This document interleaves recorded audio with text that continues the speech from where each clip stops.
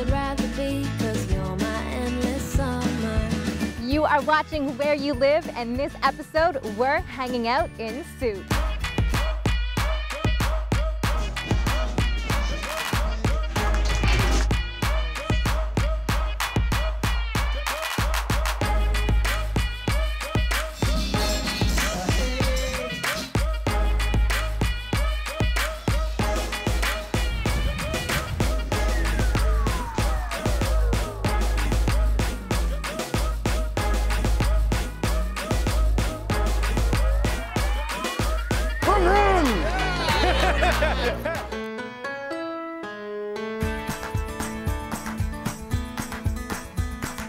Sooke, British Columbia, is a scenic seaside town located at the southwest tip on Vancouver Island. The rugged coastline faces the Juan de Fuca Strait, looking directly across to Port Crescent and Port Angeles in the United States.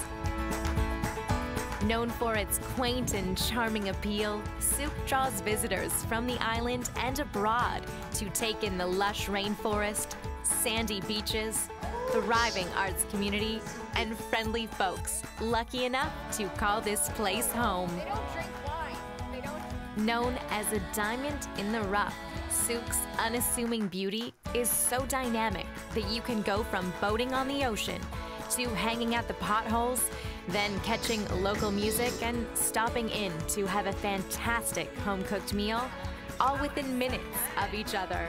It is no wonder that the locals here don't want too many people to know about their special spot.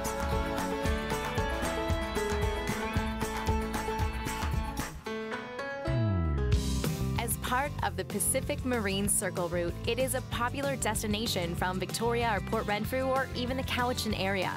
Driving west on Highway 14 from Victoria, it's going to take you around 45 minutes on a good day. Or if you are really adventurous, you can cycle along the Galloping Goose Trail. And if you continue on to Port Renfrew, you'll get 60 gorgeous kilometers of driving by the sea. For newbies to the area or those of you looking for a history lesson, look for the big lighthouse on the north side of the main strip. This is the Sooke Region Museum and Visitor Center, all in one. Open year-round, it is here that you can learn about the Sooke First Nation, a robust settlement of the Coast Salish Indians who lived here peacefully for hundreds of years, much to the envy of other tribes, as Sooke provided plenty of salmon and clams on the shore, berries in the woods, and game in the forest.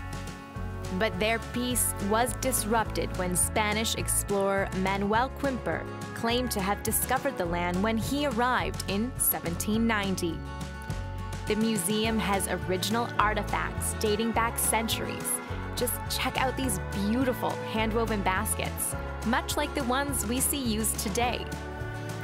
Now walk a little further down and you will learn about Leechtown, a once bustling place for gold mining that is now pretty much a ghost town.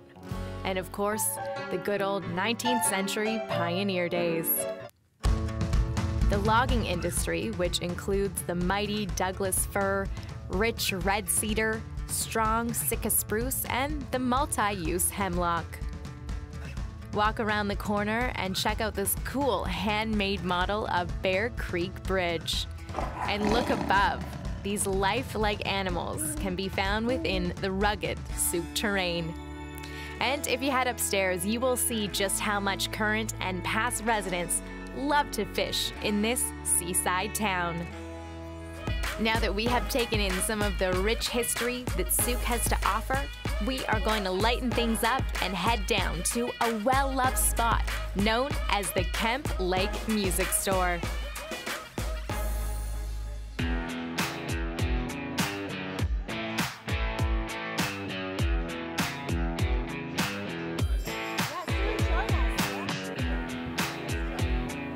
So good to be back here at the Kemp Lake Music Cafe. We were missing you guys. This is a little discovery. This little cafe is a gem. It's a gem in Sooke. So we're happy to be here, and it's so great that you host this jam for people like us that are musicians and love to come and meet other musicians and play together. So we've got here with us on the drums Tristan, and he's come from Victoria. He's a UVic student, and he's come and joined the jam. So thanks for coming, Tristan. And of course, great to have be playing with Taylor Casperson, who hosts the jam here on Sundays. And we're excited to find out more about Taylor after for our Shaw TV Where We Live feature.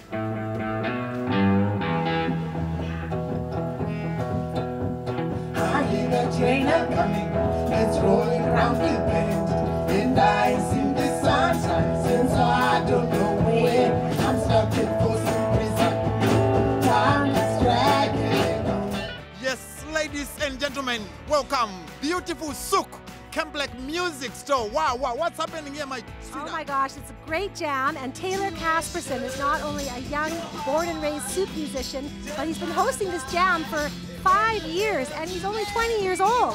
So we're looking forward to finding out more about Taylor. Taylor, tell us a little bit about what you're doing with your music career. I just had my debut album come out, and we're now just working on a second single coming out now called Situation Room. It's a little bit about the United States political situation, and so the music video will be dropping for that probably within the next week or so. We hear that you're known for your fiery passion in writing songs, so this is your own composition? Yeah. The whole album I did from top to bottom, start to finish, every instrument, every track, produced all in my home studio at home, out in Shirley. Wow. When did you start playing music, Taylor? I started when I was 4 years old. I was playing percussion in a percussion ensemble called We Can Beat It, led by a very clever lady named Dewey Wright. And she inspires everyone to get into drums and playing drums. And so it really rooted me in the rhythm and the passion of playing drums in particular. And so I was this drummer kid until I was about 10 years old when I bought a guitar for $10 at a flea market. And then the rest is history. I couldn't stop from there. I learned piano and organ, and oh, free organ on Use Victoria, I'll take it. Get it to my house, I'll take it, I'll fix it. So homegrown. Homegrown, and the passion started early. And Taylor not only hosts the jam here at the Kemp Lake Music Cafe, but he's done a lot of local performing as well at the Sooke Lake Coffee House and at the Sooke Fine Arts Show, which is the big show that we'll be looking at next in this feature. So Taylor, what else do you like to perform? I play guitar, organ, bass, drums, and I'm just starting on the flute and a little bit of violin. And I played the ukulele, and I have a banjo and a mandolin, and yeah. So I try to layer everything into my music, so it's a little bit of everything, a little bit of a melting pot of jazz and blues and rock, and this is kind of my main performing spot, and it kind of has been, home for about 5 years. My house used to be right across the way, so yeah, that right there. That was our house for like the longest time. Literally right there, yeah, that house right there, yeah.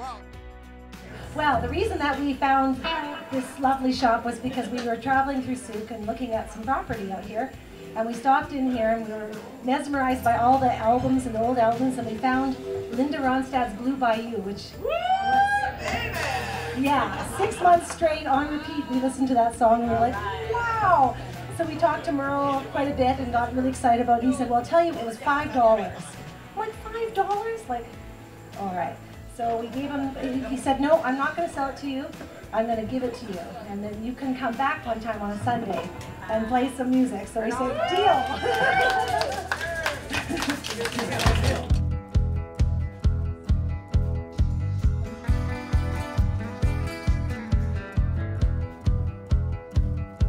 Tristan, tell us why you would come all the way out here to Sooke to join into this wonderful Kemp Lake Music Cafe jam. Well, it's all about the community, right? And the community that comes together just to make something together. Exactly. And, share in, whatever emotion that brings to the table. So what made you maybe pursue music? Because they say music is really a hard trade. They say it's hard to make it in music. Well, I would just say you have to do what fulfills you spiritually.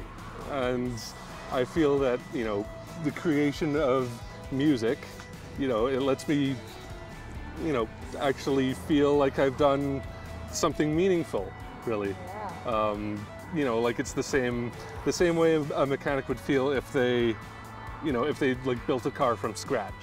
Now, how can people hear your music? Like, how can they find out more about Taylor Casperson? They can go to taylorcasperson.com or taylorcasperson.bandcamp.com and or email us at taylorcasperson@gmail.com. Check out Taylor. Check him out. This is a Sooke born and raised musician. He's one of our Vancouver Island's young performing musicians. Check out his music and maybe even buy it. Do you have downloads? I do. You can check out pick up a download on iTunes and Bandcamp and through Mighty Spec Records as well. It's great to support local musicians, and it's great to come on out and watch them because it is like a performance opportunity for them to practice. Come on out to this jam. It's every Sunday all year round. Come and meet Taylor and the wonderful family here at the Kemp Lake Music Cafe. Yes, from beautiful Sooke. My.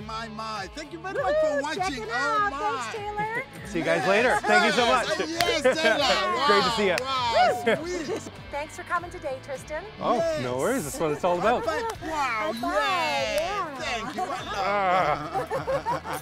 Now be careful when you high five a drummer.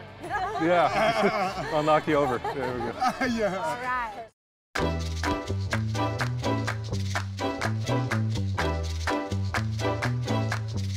It would not be a trip to Sooke without hitting up the stunning Sooke potholes. Once you turn off the main highway, it is about 10 scenic minutes up Sooke River Road. Over 7 hectares, this provincial park is a popular spot for locals and tourists alike. During the summer months, you will be greeted by a friendly Park Watch ambassador like Darlene. They will give you a rundown of the property and explain where you can explore. But they'll also make sure you know that certain spots are off limits due to safety concerns. These deep, polished rock pools and potholes were a natural creation in the rock bed. And over the summer months, the clean and clear water will be tepid to warm, perfect for swimming or lounging. Whether you come for a quick look, make a day of it, or stay at the campsite for an extended visit, the Sooke potholes are a must-see.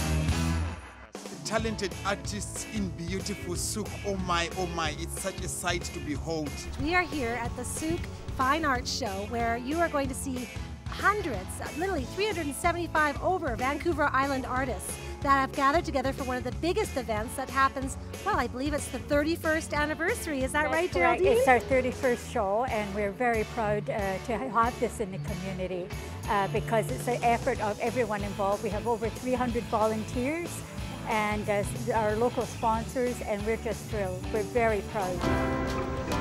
Wow, it's amazing, and thank you, Geraldine, you know, for being part and leading this big thing. It really brings the community together. That's exactly it. And one of the things about the community is I say that so many of them volunteer. But this year, for Canada's 150, the Sooke Fine Arts Society was able to give back a bit.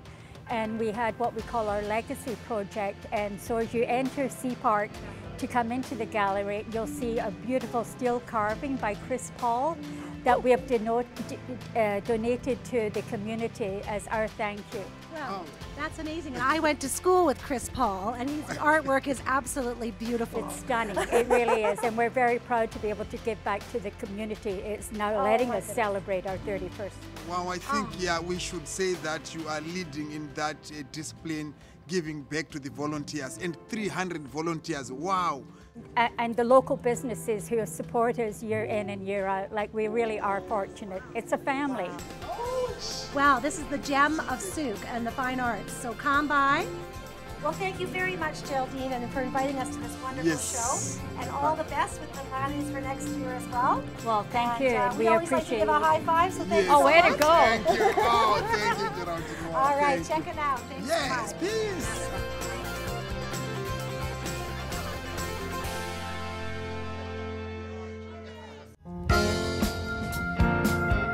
Our next stop on our road trip through Sooke is to meet a gentleman known to many who has lived quite the interesting life.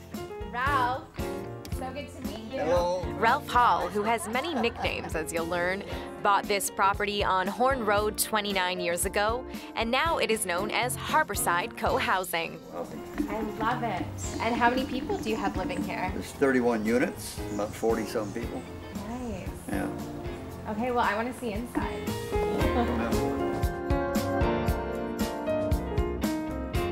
The main house is constructed of wood from all over the world. What's the floor? Toowoomba from Australia. I've never even heard of that. Sounds Aussie, actually. But Ralph was forced to rebuild his castle after a devastating discovery in 2006. I was in town picking up my life raft, and I come down Murray Road there, and the mayor met me coming down the driveway and said, "You know what's going on?" "No." "What's happening? What's all this equipment here?" "Your house is on fire." Oh my God, what a woo-wee. Yeah, that's pretty shocking. So I lost all my albums and all my records, all my music, my art, yeah.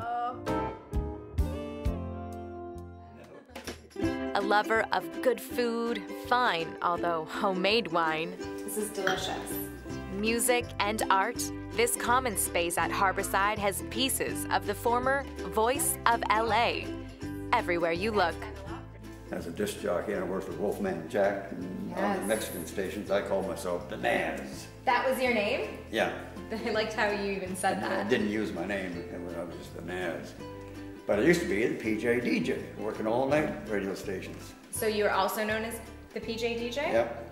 And then on the boats, I was Captain Cash on the coast here as a cash buyer. That's a great name. There's B.B. King and me. That's pretty cool. Ike and Tina Turner and me. I have the honor of being a white guy dancing on stage with Tina. Because I was on the microphone making some announcement, Ike's playing in the background, and I'm just making some things with the audience, and there's a tug on my elbow, and I turn around, it's Tina throwing some moves on me. Oh my God. Oh, wow, I gotta, now I go, okay, here we go. So you danced with Tina. Yeah. So you got some confidence. Let's say. Yeah. That's not an easy thing to do. Yeah, well, with somebody like that. Ralph has lived many lives. Growing up in Portland, he loved playing with model boats. He then joined the military as a young man before heading out to the City of Angels to make a name for himself as a radio DJ. It was in 1968, in the midst of the Vietnam War, when his life changed forever. I left ABC. I was the voice of Los Angeles for American Broadcasting Company on FM. And when I was there, a guy came that was involved with My Lai in the Vietnam War. He came and sought me out and told me that story about the My Lai massacre. And it's just a guy coming off the street telling me this. And what do you do with a story like that, And I was just leaving ABC to go over and meet the general manager of this FM station. So I didn't say anything to anybody. It was just like too preposterous. When I got over to the other station, a couple more guys came with the same story. So I believed the first guy that told me about it. And I think he's on his way to suicide.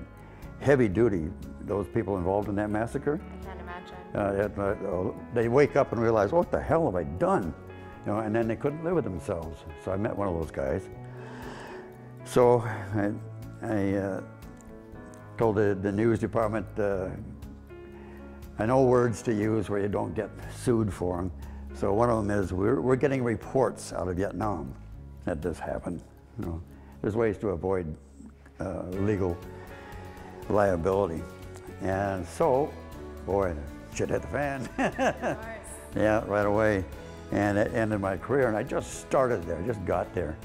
But after they fired me, all they tell me is a judgment firing. That's the only word I ever used. I didn't make any sense whatsoever. But then here comes the Secret Service knocking on my door, asking if I thought President Nixon was responsible for my firing. You're kidding. Well, that's what you're kidding, what the hell? You gotta be kidding me. Yeah, so they're real serious about it. They'd already gone to Portland, talked to my dad, before they come and talk to me. So now that is how Ralph ended up here on Vancouver Island, and he's been in Sooke specifically since 1988. He even started the popular Sushi on the Sea. It was even featured in Sunset Magazine. And luckily, with all the great sushi spots in Sooke, he still gets to enjoy eating it on a very regular basis. For Ralph, the water is where he is his happiest, and how he made a life for himself once in Canada. He owned many different boats, and a seaman he'll be till the day he dies. Well, I'm a mariner. That's my basic thing, you know. I'm not a landlubber. I don't dislike them, but they just don't understand mariner stuff. Yeah, I agree. So I come from the ocean, and I come ashore to have a place to land, and you know, put my foot on the solid ground. But the logic of mariners is really different than landlubbers. I really appreciate whiff and spit. You know, like it's a natural breakwater, keeps the ocean over there, and yeah, that's whiff and spit. And then the harbor is you're supposed to be calm in a harbor, get off the ocean and come in where it's, you know, you can walk. Now, what we've shared with you here are only a couple chapters of Ralph Hall's life. We'll have to save the rest for another time. But you can rest assured he'll be enjoying the rest of his life, relaxing by the sea in lovely Sooke BC.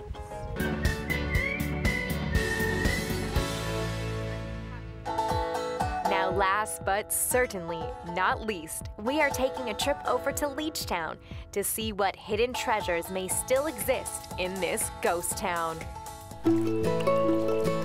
Gold. The hope of finding is the big number keeps us all going. The word creates a rush of excitement. Gold fever. Pat's been seeking the yellow metal most of his life. Well, it's beautiful. That's all I can say. Someday. It was gold that lured this spry Irish psychiatrist to Vancouver Island 35 years ago. Yes, indeed. Inspired by the Bard of the Yukon, Robert Service. I wanted the gold and I sought it. I scrambled and mucked like a slave. Pat says BC has seen its share of fortune seekers clamoring for mining licenses. The first was 1858. The big gold strike up on the Fraser River is what made Victoria. Was it famine or scurvy? I fought it. In came this ship into the inner harbour, 200 miners got off it, and the population of Victoria doubled right on the spot. By 1860, the fever subsided, but the building of the colony of British Columbia had begun. It was built on gold. I wanted the gold and I got it. Came out with the fortune last fall. In 1864, the fantastic find. Gold fever spiked again on Vancouver Island. Some 10 miles up this Sooke River, the leech comes in. That's the one that has the gold. The Vancouver Island Exploring Expedition made the discovery that July while surveying the new island colony. And they started finding gold on the 14th. Small amounts on both banks. When they got back to Victoria, they found a gold rush had started. Thousands of miners flooded the banks of the Leech River. By year's end, Leechtown, named for the expedition's second in command, had general stores, hotels, and a few dozen saloons. Yet somehow life's not what I thought it, and somehow the gold isn't all.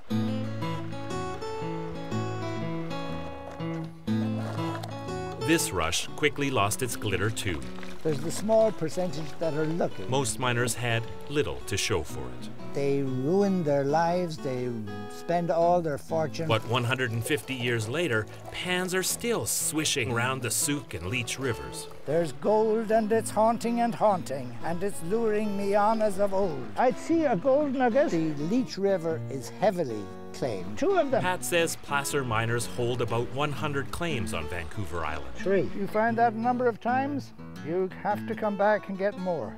Very hard to let it go. Pat says look to the Vancouver Island Placer Miners Association for information on how to stake your own claim. 3 beautiful gold nuggets. The gold originally is encased in quartz. Due to weathering, it breaks down and releases the gold, and placer miners look for that gold on the banks of the river. Yet it isn't the gold that I'm wanting so much as just finding the gold. And we rarely get skunked. But Pat admits he's really here for the experience. We're out there for the pleasure of being on the water, We're looking for gold, but we're not devastated if we don't find it. It's that great big broad land way up yonder. It's the forests where silence has lease. Sloshing the stony miner's trail, dipping, swirling, again and again. Among the creeks and rivers where the rugged fools gold was found. Even as a psychiatrist, I should nearly be recommending that patients take on gold panning as a therapeutic activity, but I won't go that far because it can be very frustrating when you don't find anything at all. Nothing remains of Leechtown today except the river that ran through it.